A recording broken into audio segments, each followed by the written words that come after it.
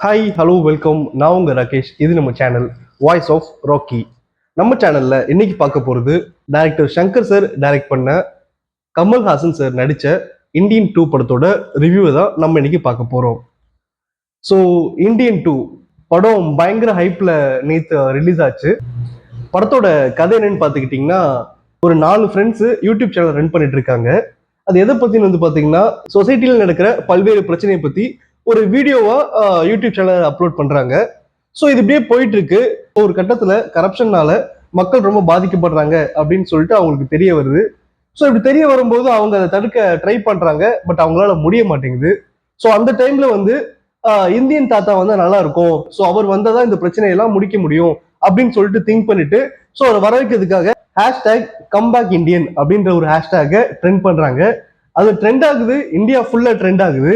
So அவங்க நினைச்ச மாதிரியே இந்தியன் தாத்தா இந்தியாவுக்கு வராரு. இதுக்கப்புறம் இந்தியன் தாத்தா சமூகத்தில் இருக்கிற பிரச்சனையை தட்டி கேட்டாரா இல்லையா, அண்ட் கரப்ஷனை ஒழிச்சாரா இல்லையா அப்படின்றது தான் படத்தோட கதை. ஆக்டிங் வைஸ் பார்த்தோன்னா சித்தார்த் ரொம்ப அழகா நடிச்சிருந்தாரு. சித்தார்த்தோட நடிப்பு பார்த்தீங்கன்னா ரொம்பவே சூப்பரா இருந்துச்சு.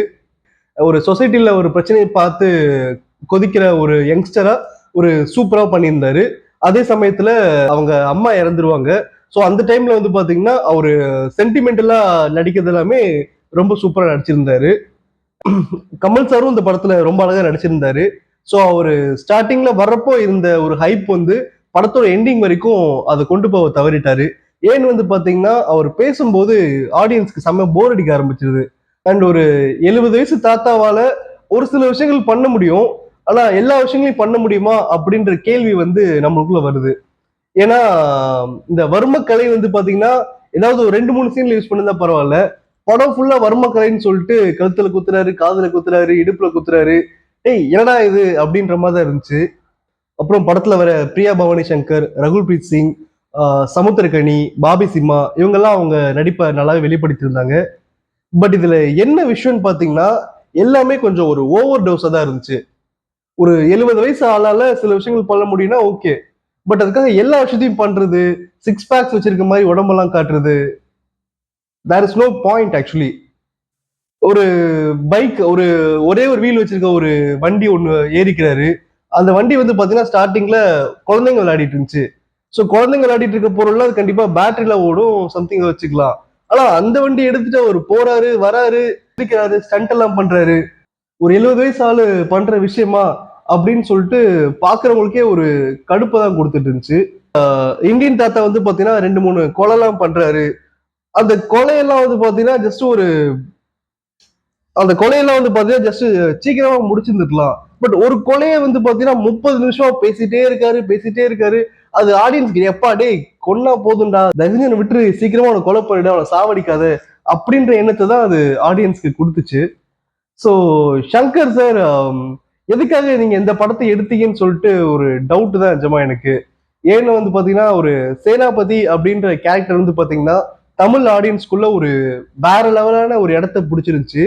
ஆனா இந்தியன் 2 அப்படின்ற படத்தை நீங்க கொண்டு வந்ததன் மூலமா அவரை எவ்வளவுக்கு எவ்வளவு அசிங்கப்படுத்த முடியுமோ அவ்வளவுக்கு எவ்வளவு அசிங்கப்படுத்துற மாதிரி தான் எனக்கு பர்சனலா ஃபீல் ஆச்சு. அண்ட் ஒரு படத்துக்கு 50 கோடி வாங்குற நீங்க எந்த மைண்ட் செட்ல ஊழலை ஒழிக்கணும், கரப்ஷனை ஒழிக்கணும் அப்படின்ற மாதிரிலாம் படம் பண்றீங்கன்னு சொல்லிட்டு நிஜமா ஐடியாவே இல்ல. இந்த படத்துல வந்து பாத்தீங்கன்னா நீங்க ஒரு டயலாக் சொல்றீங்க. ஸோ மாற்றம் வந்து பாத்தீங்கன்னா வெளியில இருந்து வராது, எல்லாம் நம்ம நம்ம வீட்ல இருந்து வரணும். ஸோ உங்க வீட்ல யார் யாரெல்லாம் கரப்ஷன் பண்றாங்களோ, ஸ்கேம் பண்றாங்களோ அவங்கள வந்து மாட்டி விடுங்க அப்படின்ற மாதிரி ஒரு சீன் வருது. சங்கர் சார் டைரக்டாவே நான் உங்ககிட்ட இந்த கேள்வியை கேட்கிறேன். அதித்தி சங்கர்னு உங்க பொண்ணு வந்து பாத்தீங்கன்னா நடிக்கிறாங்க, பாடுறாங்க, ஆடுறாங்க. சத்தியமா அது பாக்குற மாதிரி இருக்கா? சகிக்க முடியுதா நிஜமா உங்களால? இதுல வேற அவங்க பெஸ்ட் டெபியூட் அவார்டுன்னு சொல்லிட்டு பிலிம் ஃபேர்ல ஒரு அவார்ட் கொடுத்திருக்காங்க. சோ இதெல்லாம் பாத்தீங்கன்னா ஒரு நெப்போட்டிசமா தெரியலையா, இல்ல ஸ்கேம்னு தெரியலையா, இல்ல கரப்ஷன் தெரியலையா? சோ நீங்க எப்படி ஓப்பனா அந்த மாதிரி படம் எல்லாம் எடுக்கிறீங்கன்றது டவுட் தான். ஸோ இந்தியன் 2 பொறுத்த வரைக்கும் எனக்கு சாட்டிஸ்ஃபை ஆகல. ஸோ அவுட் ஆஃப் 5 என்னோட பாயிண்ட்ஸ் வந்து பாத்தீங்கன்னா 1.5 தான். ஸோ ஃபர்ஸ்ட் ஹாஃப் கூட வந்து பாத்தீங்கன்னா ஓரளவு பரவாயில்லாம போச்சு. ஆனா செகண்ட் ஹாஃப்ல எப்பா டேய் சீக்கிரமா முடிச்சிருங்கடா அப்படின்ற ஒரு மைண்ட் செட் தான் தோணுச்சு. தேங்க்யூ.